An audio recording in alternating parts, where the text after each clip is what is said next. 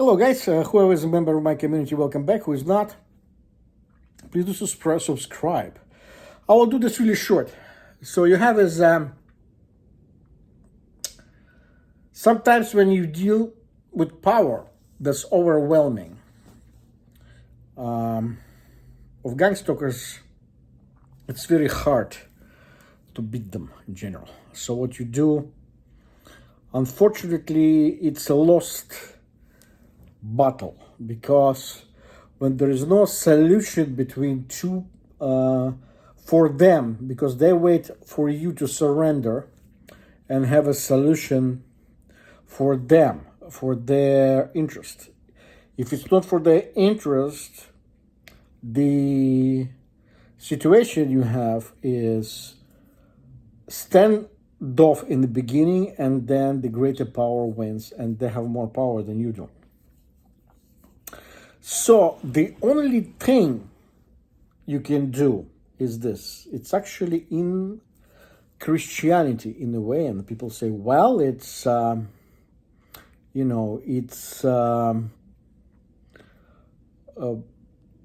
not like Christian martyr or something. But so people laugh at you, but it's not. The situation with martyrdom, it's not about death. It's about martyrs were proving point through violence against them. And so you have someone or some group that attacks you for whatever you are doing, and you present danger to them, but not physical danger because they're more powerful than you are, but the danger that will put them in a position of a guilty party. Okay? So this is what it is. Sometimes when you cannot fight back, because as I said, they're unbelievably powerful, you will have nothing else but to expose them. But again, it's hard to do. In gangstalking, there's a point you reach, you understand why are you gangstalked. This is what was with me. I don't know how it can be with you guys, but I'm talking about myself, where I find out that there is a stuff related to my father's nuclear research and my mother's work in Africa, ballistic missiles, and so on, so on, so on. And Castro connection, even though my mother is Ukrainian, she's not Cuban, but she worked with Cubans in 1961, and she worked with Cubans in 1983 for this, or two, I forget exactly, I think it's earlier in the 80s, that they had ballistic missiles, and ballistic missiles in Angola pointed to South Africa. So the death of my mother kind of sparked a lot of things, and for the last several months. And the only thing I have to do from this moment on, I know why, what was done and why it was done. So whoever does stuff to you as retaliation for your knowledge, they're the one who are guilty part, or the work for the guilty part. This is nothing else you can do. De facto, the only thing is that you have as power is to expose who they are and why they do that. So in the beginning, then they will just,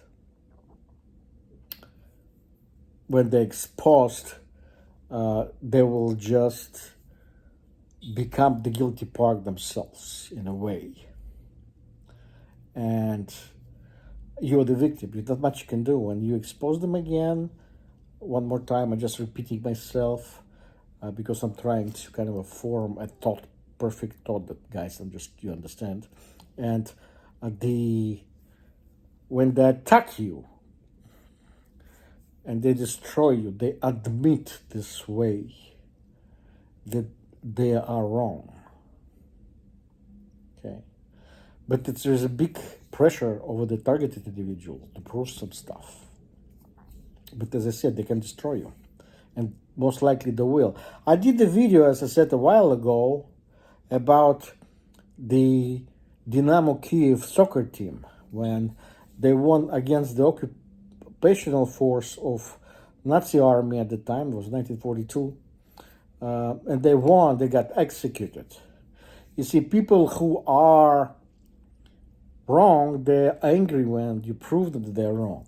And the most important part, especially if you prove like you are through a religious way, this thing. And it's kind of a proven that God is on your side. They're getting even more angry.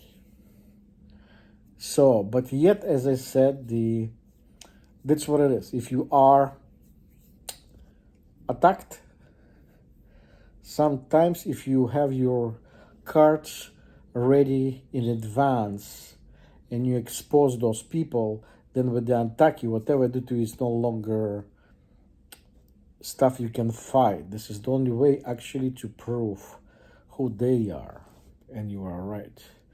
So that's why a lot of people get destroyed. There's nothing you can do about it. And the moment you realize that you are one of those people, just say, oh God, give me help, and can you help me do the easier version of it? You know what I mean? But that's what it is. You have a good evening.